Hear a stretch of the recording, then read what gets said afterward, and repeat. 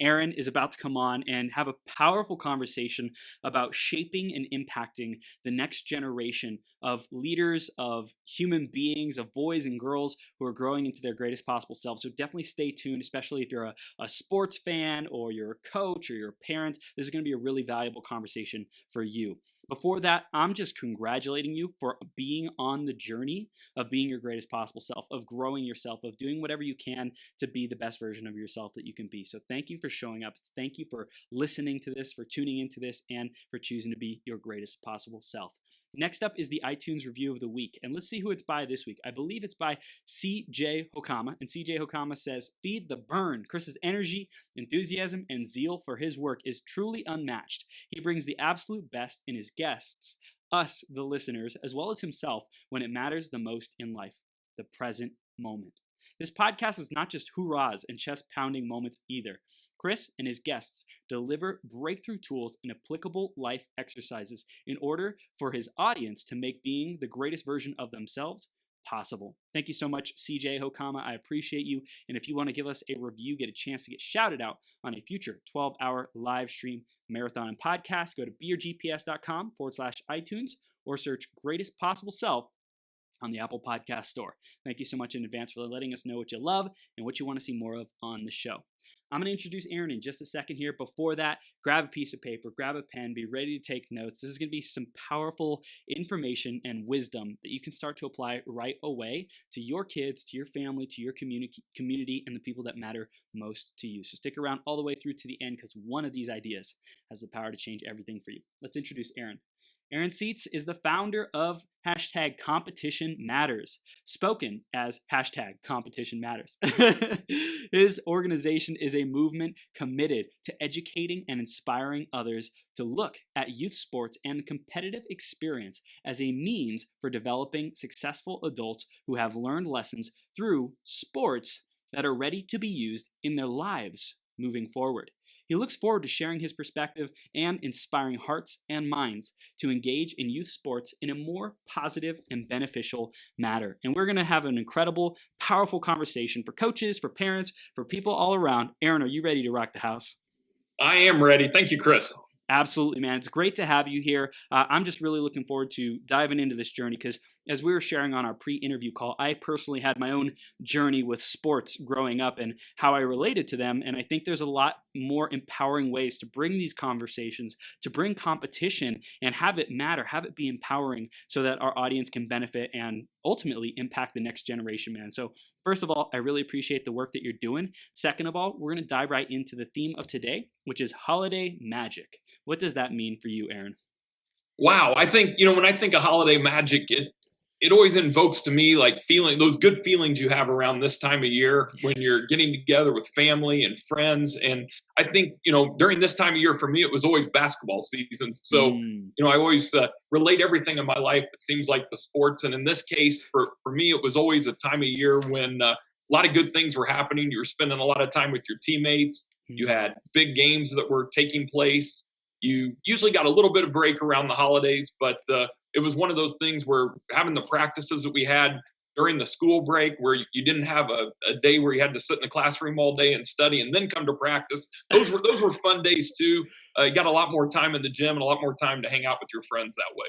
Wow. I love it. Those fond memories that we have growing up, just recollecting what is it like to be a kid? What's it like to have fun and be in that childlike state? Because I think it's important even as adults to bring that back to our mindset and how we see the world so that we can relate, one, with that inner child in all of us, but two, so that we can relate with our kids, with our youth of our generation as well. So I love it, Aaron. Great response.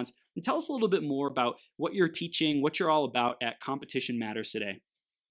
Well, I'm looking at the space of youth sports. And I think within youth sports currently, there tends to be a trend that we are really focused on outcomes. And there's an extreme focus on playing as many games as possible and being on the quote unquote best travel team possible. Sure. And all the focus seems to always be on very outcomes oriented, outcomes based, especially outcomes in the present time. Yeah. And while I think you obviously want, when you're playing a sport, I'm a huge lover of competition. I believe winning is absolutely important.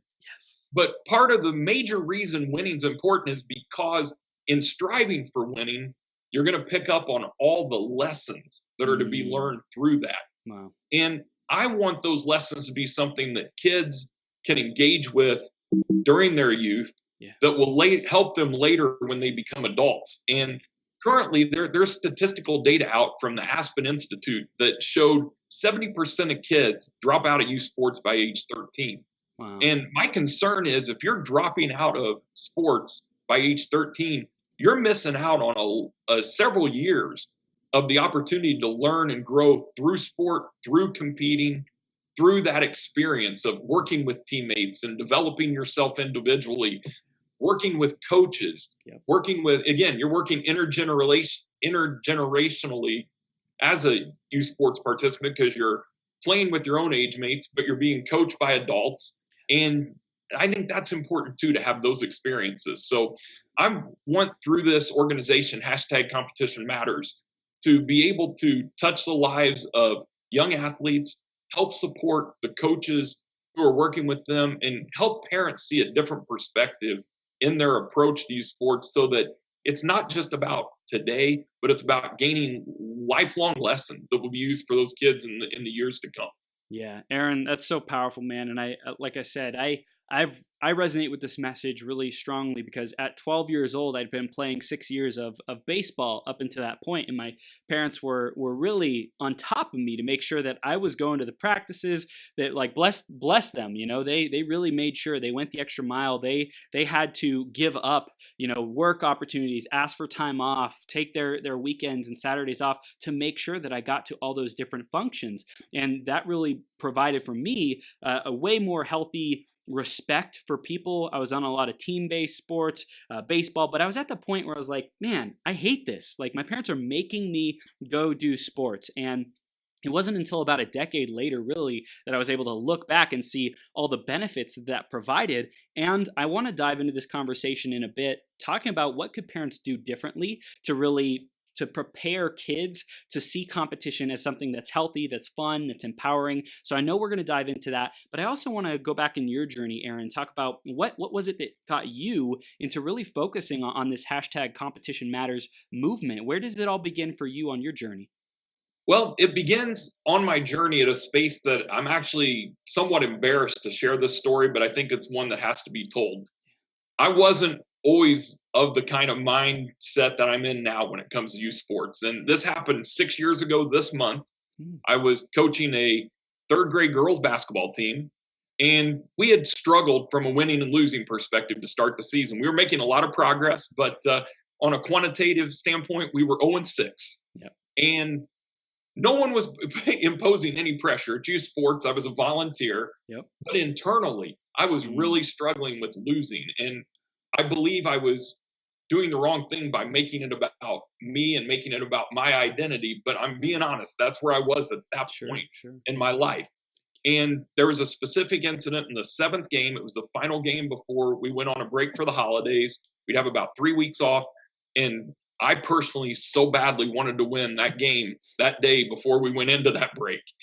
And it got to the end of the game. We were down 1 point, and we had a chance with the ball out of bounds Mm. to get the game-winning basket. And one of the players who was on our team, and again, I keep in mind these are third grade girls. They're not going to be basketball experts. Third graders stood in the wrong spot for the out of bounds play, and I'm trying to get her to the right spot, and I'm yelling her name and screaming. And I look back on it now and just shake my head and, Like, and embarrassed that because it was over the top, and Yeah. she didn't get in the right spot, and we didn't get the ball in bounds properly. We lose by 1. Well, life continues, Mhm. and especially in third grade, it would have been a great opportunity right there to talk a little bit to the kids about the fact that it's always important to be ready to perform whatever your task is. And at third grade, it's simpler task than later on. But instead of using that opportunity to share that message, I was left the gym frustrated that day. But what really shook me out of it is her father came up to me and said, "Do you really think that was the best way to handle that?" Wow. And at first I was a little abrasive and was like, "Well, yeah, we're trying to win a game." And then I thought about it and I said, you're right. I need to consider that. And I went home that night and really did some soul searching. Wow. And that was the point when I started to pay attention to the world around me, especially in the youth sports world. And I noticed how many other times those types of interactions were happening and at what a young age they were happening. And Mm. as I looked at it, I said, we're rushing kids into kind of being sports growing ups. We've got 7 and 8 year olds out there competing in weekend long tournaments, playing 7 or 8 baseball games or 5 or 6 basketball games, pushing them like they're college Division I scholarship athletes or professional athletes. And they're just kids wanting to have fun. Yeah. And much of the time, I believe the coaches mean well, but just like myself in that situation, I made it about me Mm. instead of the group. And I'm happy to say from that point on, it's been a slow but continuing developing process in gaining a better perspective. And to those listening who can relate but are a little skeptical, I always like to point out winning is important. Yes. Striving to win is important. Competition is important.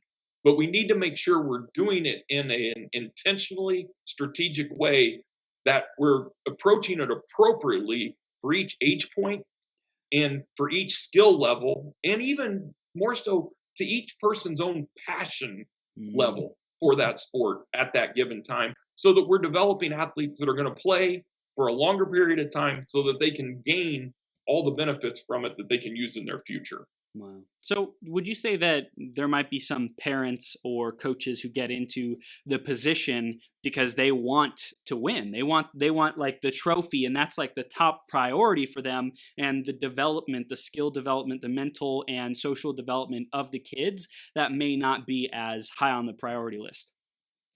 I think what happens is I think a lot of parents actually get into it with the right perspective, or Sure. with wanting to attempt to have the right perspective. Right. And I think what happens is you get into it and you start going, hey, this is fun. When we win, feel good. I enjoy this. When we Yes. lose, man, it's awful. It's lose. Then you start getting I go to the games, and as a coach, you're thinking, wow, I want to have that feeling that we have after we win. And you Mm. convince yourself, well, when we win, the kids are happy too. And when Mm. we lose, they're disappointed.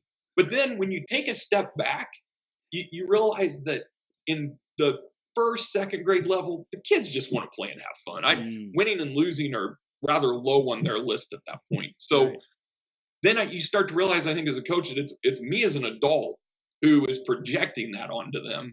And really, what they want to do at that point is learn and develop. And Mm. if we do that right through the years, we'll know when they're ready, and it'll Mm. be a different time for each kid. We'll know when they're ready to take on that next level and really truly understand what it means to compete.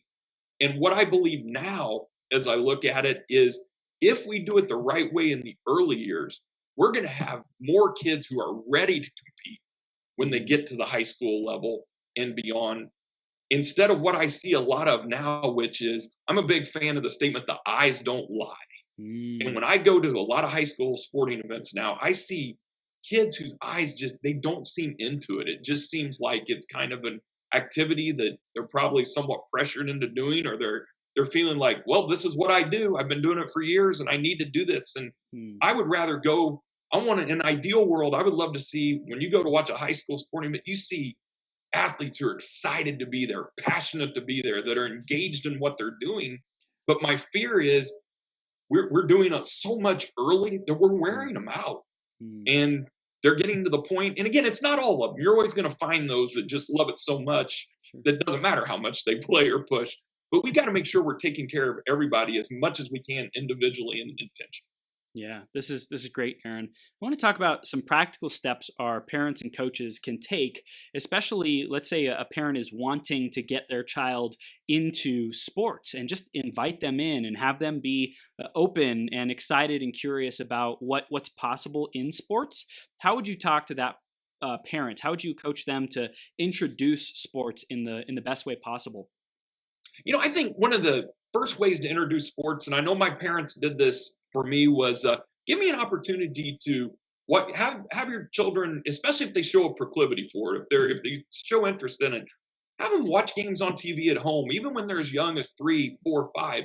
they might not make it through an entire game, but introduce it to them that Hmm. way. Take them to a baseball game this summer. If Oh you yeah. you don't live in a city that has Major League Baseball, find a minor league ballpark, find a high school or college game locally that you can go to, and expose them, and know that it might not be a case where they stay for the entire 9 innings, but Hmm. you're there, you're giving them an opportunity to just get a feel for it. Sure. And I believe if you expose kids to that, you'll start to read your kid Hmm. and really see who's interested and who's not. And I think sometimes parents get into this fear of missing out, and they think, if I don't register my child for the T-ball league for 4-year-olds, then they have no chance of being a Major League Baseball player. And I got news: the 4-year-old T-ball league has no correlation to your future as an athlete at any level. And Right. so I think if you've got a kid that goes home and they swing a bat and they pick up a ball and they want to play pitch and catch, you know what? Put them in that league and let's get them started on the journey. If your kid's Sure. 4 or 5 and that league's available, but they're not there yet, Hmm. then I'd say hold off and wait till maybe they're start to show more of an interest. Sure. I think again, so often we feel like we have to kind of keep up with everybody else, and you don't. This is an individual journey, and every kid's going to get to it at a different time. So in the early years, that's my recommendation: is look at your kid honestly, read them, Yeah. expose them, see what their interest is. Yeah. I talked to my parents about this on occasion, and they share. They said my love of sports started. They said it started at almost a sickly young age. They have video or they have audio of me, old school cassette, talking about sports at as young as age 2. Wow. And so they said all along we knew that was your love and your passion. Mm. But they said you look around at other kids that age. I think about my own kids. I think about other kids I know. They're not necessarily at 2 years old. That's kind of odd to be that into something that young. And that's why I always point out: treat each individual child the way they need to. Somebody Mm. like myself that was showing that interest at 2, expose them to as much as they're ready to handle. Yeah. If the kid's not there, then be patient. You got time. Yeah, yeah, and I think what's really great about this, Aaron, is not pressuring the kid to develop or want a certain thing. Because I think similar to a coach who wants the team to win, parents also want their kids to create the best life that they can. And sometimes a parent's vision for how that might happen, whether it's being a sports star, being a doctor, a lawyer, a dentist, whatever, right, engineer, whatever it might be, a parent might have a really strong inclination towards a specific direction. And ultimately, it's going to be up to the kid, up to the child, and what their interests are. So it's really having the patience and saying, here's what I want you to do, but I'm going to be open and help you discover what's important to you. You want to go try out some arts and crafts? Let's do it. You want to try out music? You want to try out sports, tennis, running, whatever? Like, I'll give you those opportunities. And I think as a parent, that's like the best thing that we can do for our kids. Absolutely. And, talking from that standpoint, I think one of the things that I sense sometimes in youth sports is there are a lot of parents who, for whatever reason, they want their kid to play sports and be the star and, Yep. have all the love and adulation that goes with it or whatever they're seeking. But I love what you said there, because there are so many avenues that a kid can go. And I believe sports fits in each one of those. So, let's use, for example, you have a child who loves music. They love singing. You know what? Expose them to that. Let them do that. But that doesn't mean, even though sports might not be their first choice of things to do, that they can't join a Mm, rec soccer league or rec basketball league, because communities have recreational sports teams, and sure. use those. Not everybody has to be a travel sports participant. Not everybody has to be on the path to sports greatness. You can balance that out. And so I love when I see parents who recognize, hey, my child likes this, but I'm still going to have them play soccer because it's healthy. It's Mm, great for them to be out there exercising. Who knows? We all change and grow. All of a sudden, a kid who loved music and thought that was direction may hit a growth spurt, and all of a sudden mm, they find out, man, I'm actually a really good athlete. And now they say, you know what? Let's go ahead and play this sport and play this game. One thing I think a lot of people would be surprised in is many professional athletes and high level college athletes have other talents too. oh yeah. There are a lot of them that play piano, play instruments, are sing well. They're artists. They do things that are outside writers. You think of a whole bunch of different professions. I Yeah. always think it's fascinating. There's a man who plays on the offensive line for the Kansas City Chiefs. That's a medical doctor. He's Wow. completed his medical school Wow. while he's played during the off season.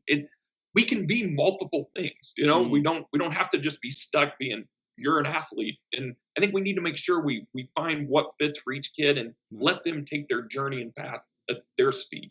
Yeah. So I'm curious with kids who might just be kind of resistant to trying new things, what would you recommend a parent does to keep that door open and to like what's the line between, hey, you got to go try this before you like shut down and resist to going and trying baseball or tennis or soccer? Like what line, how does the parent know, when to challenge their kids and say, "Hey, come on, just go try it," and when to respect them and say, "Hey, I get you're not interested in it yet. Let's go explore some other things." How would you recommend handling that? One of the things I think is expose them at home through, again, like I said, put it on Mm, TV, yeah. make it something. Hey, you want to watch sport? You'll see what their reactions are, and then be honest in reading those reactions. And maybe you say, hey, you want to go out and throw some football around? Do you want to play pitch and catch? Do you want to kick a soccer ball? Yeah. Shoot baskets? And if they're like, no, I don't want to do that, then they're probably not ready. But I think what you find a lot of times with kids is if a parent's asking them to go out and engage in some shared time together, they're going to be like, "Yeah, I'll go They're outside and do pretty that." open. Yeah. Yeah, and you can kind of get a feel for where they are at that point, and Yeah. those are great times to have conversations and just ask them, Mm. "Do you want to play? If no, what is it that keeps you from wanting to try this?" And make it Mm. low pressure. Let them make the decision. Don't push them or force them, but Sure. but expose them to it and have an open conversation. I think that's good too Yeah. when a child knows that they're being listened to and that they can again engage in that conversation honestly and openly with a parent. Wow, that's great. I really hear caring about what your kid is feeling, building that empathy, building that communication line, which Mm. oftentimes is really difficult for parents to keep strengthened throughout the years. So, what a great way to start practicing it in saying, "Hey, do you want to play sports? Like, what comes up for you? If they don't want to play, don't want to like just try new things or go play. It's like, hey, what's going on? Really get to know what's going on in their world and what they're experiencing." Right. And I think what you'll find sometimes, and I've heard this from parents, is the fears that the child has of playing Mm. can all be addressed if you figure out what those are. And sometimes for Wow. young kids, it can be as simple as, well, I'm shy and I don't like they don't want to be in that group setting. Yeah. And for some kids, I think it can be maybe they truly don't like the sport or don't Right. like playing. For some kids, it can be fear of performance in front of a crowd. And it doesn't to us sidelines on a Saturday morning at a soccer field's not a big crowd, but to a 8-year-old, or Sure. 6-year-old playing for the first time, all those parents standing there, that can sometimes be overwhelming. So I think Mm. again, having that conversation, you find out what is it really that might be holding a kid back from at least trying. Yeah, this is great, Aaron. I want to switch into the competition mindset and how do we create healthy competition where a child is striving for their best and to win, and also they're using it in a way that is not like if they don't measure up, if they don't win, being defeated and feeling bad about themselves, having their self esteem be crushed. How do we teach them to be successful winners? I think one of the things you have to do is have a long-term mindset to it. Mm, I think one of the challenges that happens in sports at the youth level is it's very easy to get caught up in, this week's tournament yeah. or this season's championship. And really, until you get to the varsity high school level, Mhm. which is the first level where the winning and losing is coming in a place where it represents, it's a higher level competition. Yeah. Coaches are paid, coaches have a job now, and part of their job is to have success, on the field or court. Until that point, I believe development is at least equally, but it's even more important for much of that Sure. stretch than the actual outcomes. And I think what happens is there are times the tendency for parents and youth coaches, even at the early levels, is to get too caught up in outcomes at Mm, that very moment. And it should be about doing things the right way, having the right fundamentals, teaching kids that engaging with their teammates and playing a sport with others and striving to win, not necessarily winning, but striving to win, are important. But don't get lost or caught up in the actual outcome of winning as much as you do. And again, if you do win, celebrate that. I'm all about celebrating wins. That's great. But in losing, you can learn a lot of lessons in losing on a scoreboard, and you take advantage of those opportunities in the early years to help show kids what improvement looks like. I think also in the early years, and you find this, the balance between teams sometimes in a league, or even at the high school level, this happens too. You're going to have some teams that are super talented. There are other teams, they could play as hard as they want to, compete as hard as they want to, play their best game, and they're still not going to win very much. Yep. In those cases, we have to be honest as parents and coaches, and for that specific team, redefine what winning means. Maybe you start judging them on how hard they compete. Judge them on things like, in a basketball game, how many times are you diving on the floor for a loose ball? Right. Do you always try to block, your player out so that you can secure the rebound? Even if you don't secure the rebound because somebody jumped over you because they're just taller and stronger, did you try to do the right thing? Judge on those types of characteristics and the actual outcomes. And I think when we start to do that, we start to then grow kids in the way that we need to help them continue to develop. And we put them in an environment where they're going to see competing as much about competing with yourself to be the best you can be, and competing with your teammates for that team to be the best that they can be. Yeah. That I think that will help kids continue to find joy in the sport while developing as athletes. And something I always like to say, and this even goes for, like I said, the high school level, is each team should be judged based on how close they get to hitting their maximum potential. That's how we should judge a team at that level. Now, and again, I want to make this clear to people that I'm not talking about the college Division I level or the professional level. That you're there to win. You're on scholarship. That's your only job. And it's a job. Yeah. When you're at the high school level and below, you're not going to have, look at high school football. You look at the scores on a Saturday morning.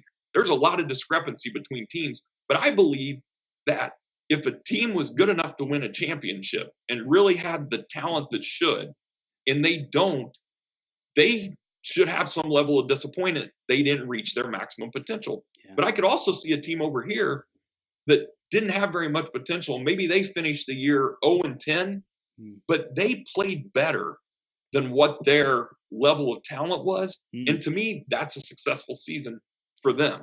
Yeah. And I think we need to be much more cognizant of what it means in the high school and below levels to reach your maximum potential. Because if we're not striving for our best, we're cheating people. But if we're expecting somebody to accomplish something that's not even possible, we're discouraging. Yeah. So it sounds like, Aaron, what I'm hearing is to get some kind of baseline at the beginning of the season and say, hey, you are here. And every sport's going to have a different type of baseline. In baseball, you're going to have a certain amount of hits, or maybe you're able to field a certain amount of balls, or different things like that. In basketball, you get a certain amount of points, you get a certain amount of rebounds, blocks, whatever. So every sport's going to be different. And to educate each player, here is your baseline. Here's where you're at on the fundamentals. Here's where you're at in terms of the scoreboard. Now, where do you think we can get to by the end of the season? And I think that creating a conversation about where do you as a player want to get to, and getting their buy-in and say, hey, I want to personally grow my abilities to get to X number by the end of the season. And then from that point, development is really just growing that skill and giving them the power to say, hey, did you grow this game or this opportunity to practice, or did you regress? Did you go backwards? Which way? What will you do differently in the future? Is that how you would approach it? It is. And I think one of the things that helps lead to that, and this is something that I see as a struggle for a lot of youth coaches, and that is they don't run what I would believe are efficient practices. And I don't necessarily believe that's their fault, because a lot of times this just comes from a lack of being educated on how to. But there are times I go watch youth sports practices, and there are a lot of kids standing around, a lot of kids who aren't involved in one of the things I've enjoyed doing over the years when I was coaching athletes was I always found enough parents to help coach any team I was coaching Mm, so that we could have most of practice blocked out into small groups of yeah, one coach with two or three athletes, sure. and you would drill on a specific skill or a specific concept, Mhm. and it would be very focused on them, kind of just like in school people talk about the teacher to student ratio. It Yep. was the coach to athlete ratio.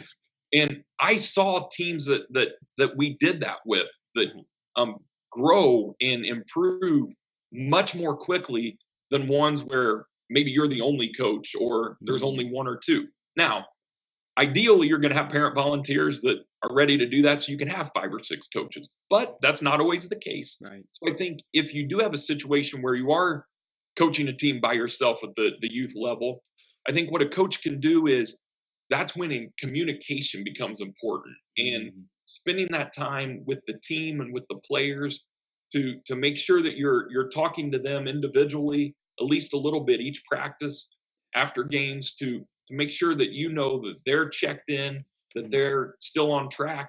You analyze, are they improving the way I'd like them to? If not, what can I do to help them get better? And I think if you're looking at it through that lens as a youth coach, you're going to have more success as a youth coach. And I really believe the great thing about it is if you do that right and they're reaching for their maximum potential, you're going to actually win games. That'll be one of the byproducts, yep. and you're going to have the fun that comes with that.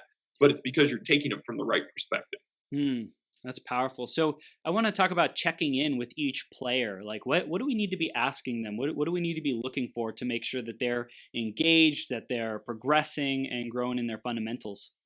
I think, at a young level, I think what you want to do is check in and make sure. When I say young level, I'm talking like, kindergarten to third, fourth grade. Sure. You're really checking to see, are you having fun? Hmm. Is this something you're enjoying? If you are, what are the things you enjoy about it? If you're not, what can we enjoy? Hmm. Or what can we do to make it more enjoyable? If it's fifth grade to eighth grade, I think that's when we start introducing the concepts of competition, and we Hmm. can check in with the athletes and find out, what do you enjoy about competition? What is it that makes you want to be out here playing? What are some things that maybe make you shy away from competition or cause you not to Wow. give your full effort all the time? And Sure. and you're going to find out some interesting things from kids. And I think if you build that trust, they're going to be willing to share in those. And then, when you move beyond that into the high school level and above, then we're talking about, okay, now you've chosen this to be something that you want to do and take seriously.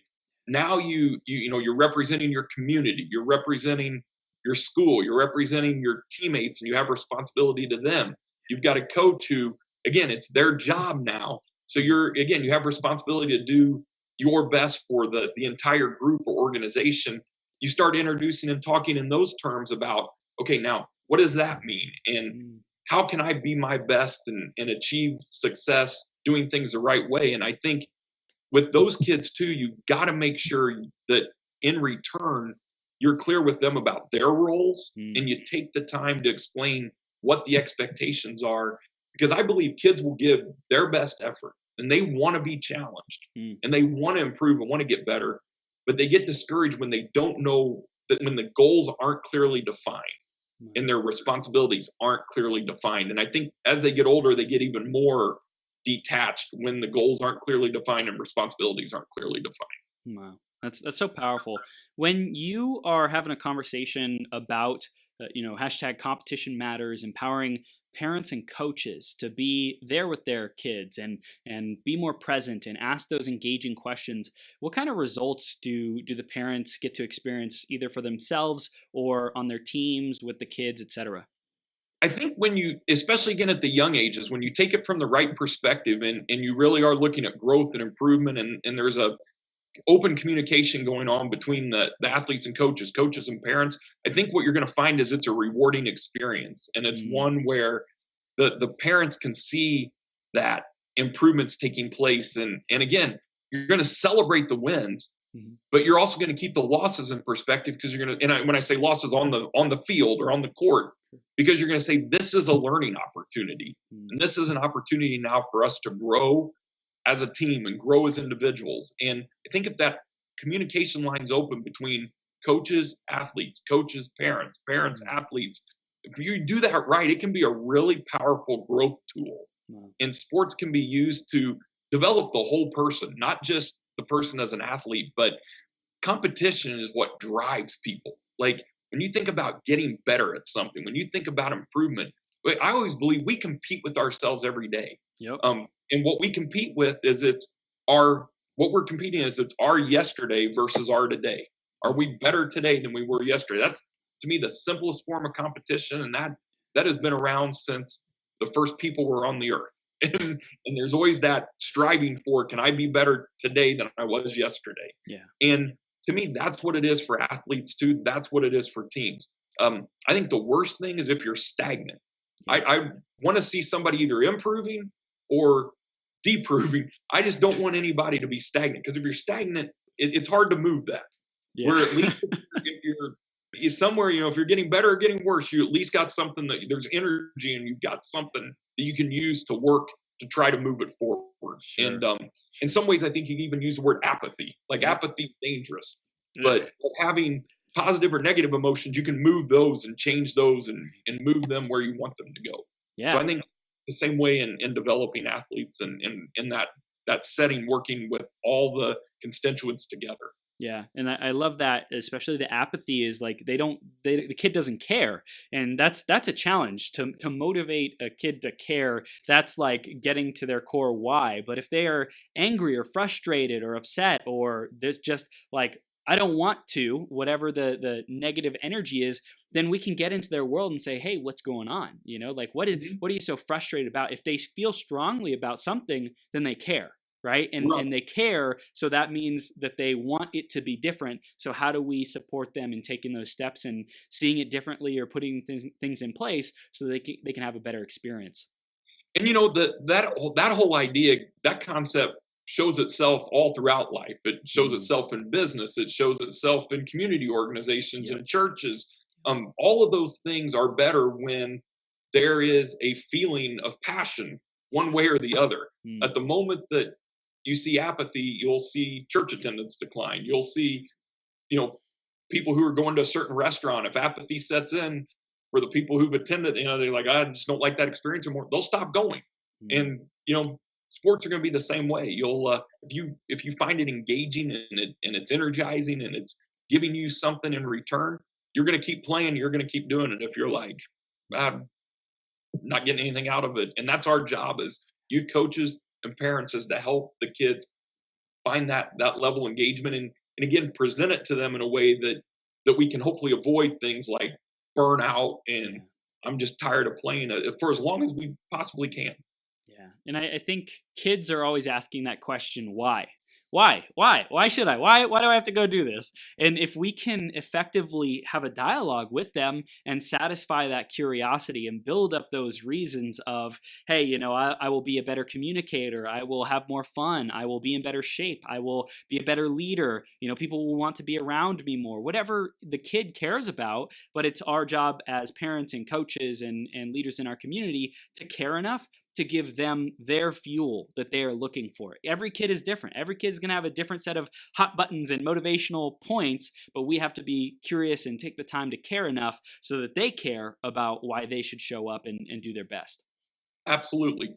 Yeah, this is great, Aaron. I want to talk about how you can really serve these different coaches and parents and community leaders with what you're doing today with hashtag Competition Matters, because you're here today sharing about it, giving some really great information and tips on how these parents can take those next steps with you, how they can learn and improve their own kids' performance and own buy-in into sports. But how else are you really serving communities and coaches and teams to be more successful and bring competition in a healthy way? Well, I think, one of the things that I would love to do and I love doing is engaging with the people who are involved in youth sports Yeah. to learn more about what the challenges are and to learn more about what can be done to make it a better, more effective youth sports world. So I'm always interested in engaging with the coaches, with the parents, understanding their perspectives, their viewpoints, giving opportunities for me to give feedback when I have the opportunity with them.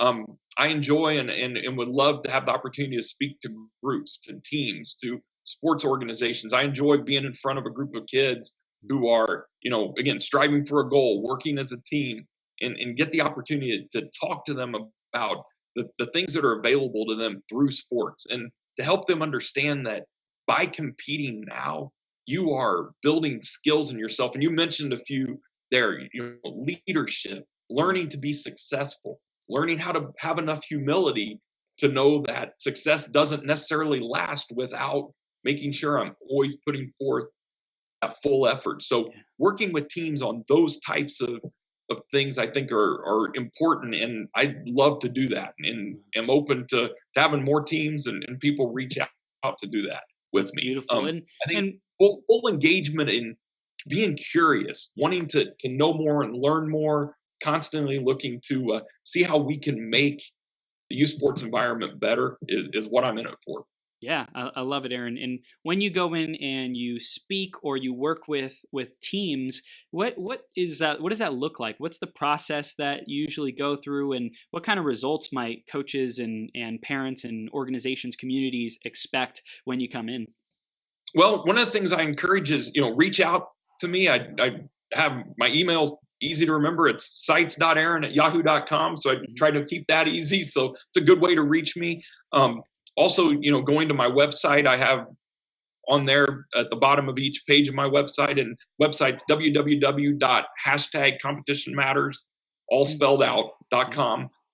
They can go on there and send a message to me and reach me in that way too. But what I want to do when I get in front of those groups, and what I'm able to do, is find out what your needs are. Where your team or where your individual kids are at that point in time, and what are the things that you believe they could need to get better. Yeah. And at that point, I can work with them then, and work with you to tailor a way that we can go about it to help them find that improvement, to help them find that engagement, to help them want to be in a mindset where they can get more out of the process. When it comes to speaking with parents, it's helping guide them and give them a perspective on what it means to be a successful sports parent. I have materials and information that I've put together, and that go along the lines of, here is what an ideal sports parent looks like. And I believe if you follow those ideals, that good things are going to happen, and that you're going to have a better experience as a parent. Your kid's going to have a better experience as an athlete. Their teams are going to have a better experience, because Yep. you're going to have people on the same page, all pulling in the same direction. And so Wow. I have those resources available, and I can work with anybody. I love sports and want to share that message with others. I think it's such important work that you're doing today, Aaron, because the value that I have gained from my own sports journey, I was mentioning it on our pre-interview call, is like really recognizing the best times in my life were when I was on a team, right? And so today I really value that team based aspect. Like I love working with other people because my parents had the patience to put me through those different team-based sports, whether it was baseball or soccer or hockey. And I think it's really what a great foundation for kids to be able to build upon, so that they can be their best selves in life, so that they can know what it's like to interact with other people, so they can know what it's like to communicate. But oftentimes, we might be busy as parents. We might not have necessarily the best coaches in place to get the kids to where they want to go. But ask ourselves, what can we do? How can we support our kids? How can we support our community? And maybe it's having a conversation with you, Aaron, looking up some resources on your website, bringing you in to speak. But I think that there's always something that we can do if we care about impacting our community and our kids. Well, exactly. And I think, one of the advantages of having a situation where I could come and speak to a group of people, what I believe I can provide to especially parents, but also the youth sports coaches too, is having everybody get on the same page around a Mm, certain set of values, and they're defining principles that they can then build their organization or team around. I think there are so many youth sports organizations out there that have mottos, mm, and they maybe even have a vision or a mission. But I don't know how you feel, but I think sometimes those become very, like, well, they go up on a wall, or they're yeah. at the bottom of every email we send out. But are people really living it? And what I Yeah. would be able to provide is to come in with a set of standards Wow. and a set of values, would be the better way to put it, that that organization can follow. Mm, and it's changeable, it's movable. It's sure. it's not like I'm just going to come in and say, here are the 7 values, you have to follow them. It's, hey, which ones work for you? Let's start from there. Which ones do you want to follow? How can we best implement it and get everybody on the same page? And I think there'll be tremendous power Mm, in having all the constituents within a program, within an athletic organization, pulling in the same direction. huh, Brad Stevens, coach of the Boston Celtics, mm, he's been often said, and I love the quote when he says, "You can only have ultimate success if everybody in the building is pulling in the same direction." And we don't just mean the players or the coaches or team management, but everybody, the concession workers, the maintenance crew, the people who are running the stats and the scores table. They all sure. need to be putting that energy in the same direction towards Mm, success. yeah, And I think youth I agree. sports works the same way. I agree, Aaron. I agree. I know there's a lot of people who are listening right now who are saying these are some great ideas. I could really see Aaron coming in and making a difference with our team, putting these values in place, and really having it be a much more empowering developmental experience for the youth, for the kids who are developing. And I'm sure that there's also people on the other side of the spectrum who say, "I'll just figure it out on my own." What do you say to those people who are like, I've already been doing it, whatever, well, Aaron, this is great stuff, but I'm sure it'll all work out. I'll figure it out. How do you respond to those people? It's the perfect time of year, Chris, that you ask this because every year on January 1st, billions of people around the planet have their New Year's resolution, right? Yep. And what happens with New Year's resolutions, I'm the worst offender at this. You have this plan and you wake up January 1st, you're like, all right, now's the year I'm going to do X, Y, Z. Yes. And how quickly does that usually fall off? Pretty And fast. pretty fast. And I believe that falls off because we're not intentional or strategic about how we're doing it. Yeah. And that's again where I believe I can come in and help you sports organizations, teams, communities, high school programs is find the balance or the center, the goals that they want to achieve, and then provide that frame of reference and the values that it takes to be intentional Mm, about that development, about moving in that direction. Having an outside source who you can go to mm, takes away some of the emotions of what happens when you try to figure out those things from within inside an organization. And it allows somebody with a different perspective who has seen it at many different levels and with many different teams and spends time studying it, yeah. coming to you with information to say, hey, it might be good now, but why not make it great? Mm, Or why settle for average when you can be better than that? And I think being intentional is the important part. But I think in order for those resolutions, as I was saying, or goals to be achieved, you sometimes have to have that outside source absolutely. of somebody you can talk to, somebody you can run things past, someone Yeah. who's going to drive you, and somebody who's going to question, why are you doing this? Have Mm, you thought about, giving a different perspective? And that's what I believe I can do in helping these, again, youth sports organizations, high school athletic programs, yeah. people, teams, coaches, whoever, parents, Mm. help find that perspective for them. Mm. I love it. I love it, Aaron. I think it's walking the talk because sports teams all have a coach or multiple coaches, in fact. And if a coach doesn't have a coach, then it's like, hey, you want these kids to listen to you and to be their best selves and go even win. How are you training yourself to be a better coach? And I think everyone is a coach, regardless of if you're coaching a sports team or you're just a parent or you're just someone in the community who wants to make a difference. You can go coach and influence and empower and inspire people just being you. But you got to go find the inspiration, the information to be able to share that with people. And Aaron, you've put so much time and energy into this career, into this whole body of work of being a better coach, being a better leader, helping the kids to have competition that matters. So I think it would be, for me, it's like if I'm going to go try to do the journey without a guide, without a Sherpa to take me up the mountain, shame on me. I'm being a fool. Well, and I think, you mentioned something too, and I think this gets lost. I think there are a lot of youth sports coaches, youth sports organizations, and the leaders of it. And again, I think it's just the natural human. They look at it and say, "We're doing pretty good. Mm, Things are pretty good." yeah. But I'll tell you what, if you go and ask the top level professional coaches, whether it's the NFL, the NBA, Major League Baseball, if you ask top level college coaches, if you ask your top level high school coaches, they will tell you they are constantly communicating with other coaches, Oh yeah. looking for ideas, running things by them. Coaches get together in the off season, go to clinics, and Mm. they learn their craft, and they're always developing, and they're constantly curious. And I would like to see on the youth end, I think on the top end, those coaches do that and are doing a great job. Non-negotiable. But on the youth end, we're not seeing enough of that. Yeah. Hey, can we be better? And Mm. and that's where I'd love to come into play and help Yeah. that level of coach, athlete, sports organization get better.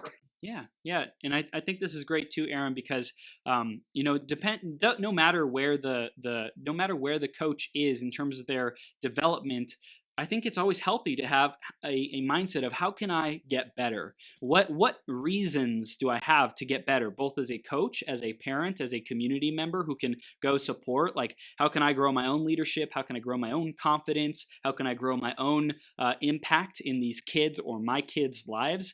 Or even for the kids, like what can I really do if I care so much about the well-being and the future of this kid? What am I willing to do to develop myself, to read the books, to get the information, to have the conversations, to be the best influence that I can be? And so I think for coaches and parents, we also get to get clear on why. Why is it important for me to be a great coach, a great role model, a great teacher, and to teach that competition matters, and to teach healthy competition, and to be a positive influence? I think for individuals, it's important for us to get clear on why we're going to impact the community as well. Yeah, and I think one of the things too, when you look at the stat I gave earlier from the Aspen Institute about 70% of kids drop out by age 13. My greatest fear is if you walked up to one of those kids and said, "What did you get out of sports?" They would either be like, "I don't know," or "It was an awful experience. That's why I got out of it," or Mm-hmm. I didn't really enjoy it. And what I really, really, really have my deepest passion for is I believe every kid, no matter what level they play, even if it's someone who starts soccer at age 7, Yep. and their talents have them being finished at age 13 or 14 Sure. because they just weren't good enough to move forward. I still believe if we do it right, you should be able to go up and ask them, "What did you gain from sports?" And they Yeah. should be able to say X, Y, and Z if we do it right. And I'm just afraid that that's not happening as much as it should be.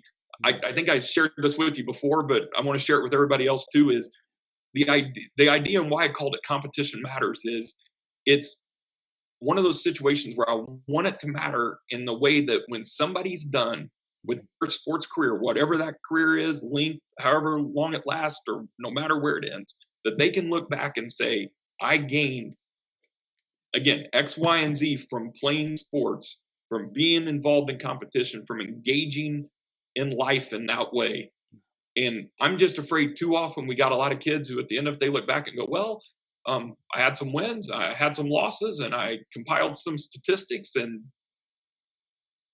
I'm not sure what else it did for me." And that's my greatest fear. I'm like, Went you to got some pizza parties. yeah.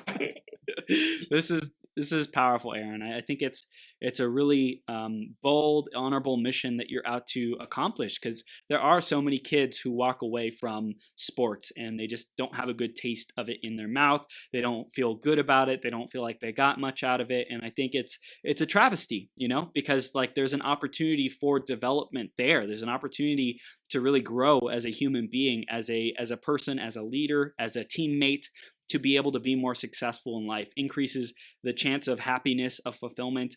And even, kids who, let's say, have a really bad experience in sports or school or whatever, like they're more likely to have like more mental health issues and things down the line because they didn't get that experience that made a difference for them. They didn't feel like someone cared and took the time to get to know them and help them on their path of life. And I think that would be a travesty if we missed that opportunity to really make that difference.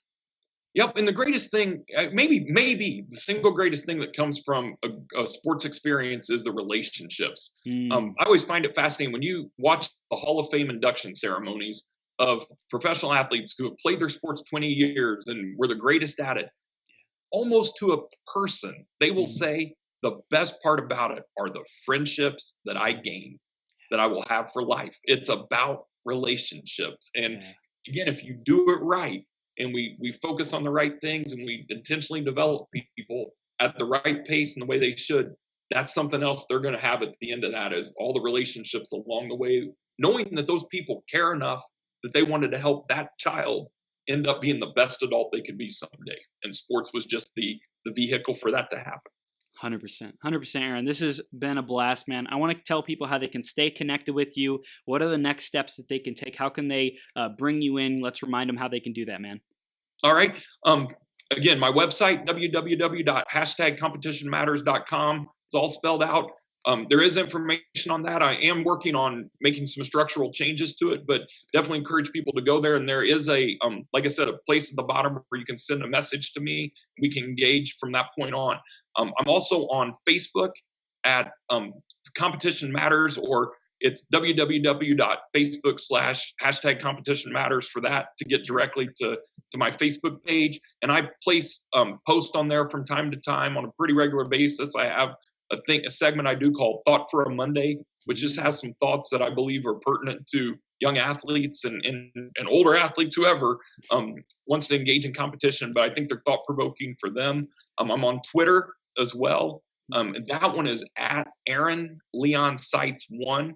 So it's AARON, middle initial L, and then last name SEITZ 1.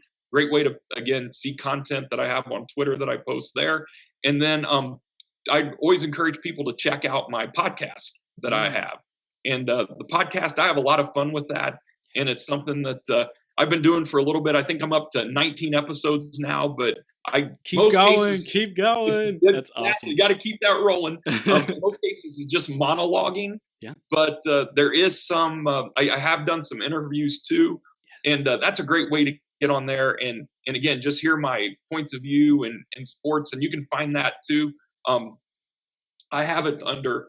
It's called the Youth Sports Experience with Aaron Seitz, is what it's called. So that's the way you can find it, and it's got the Competition Matters logo that you'll see as the logo for it. But again, it's the Youth Sports Experience with Aaron Seitz podcast, and it's available on, I think I'm up to, I want to say like 10 or 11 different platforms and all the ones that you can find it. So encourage people to check that out there. But also, using my email, sites.aaron@yahoo.com, reach out to me. I love, again, engaging with sports organizations, teams, coaches. Would love to hear the challenges and, again, help effectively make some changes for the better in those situations.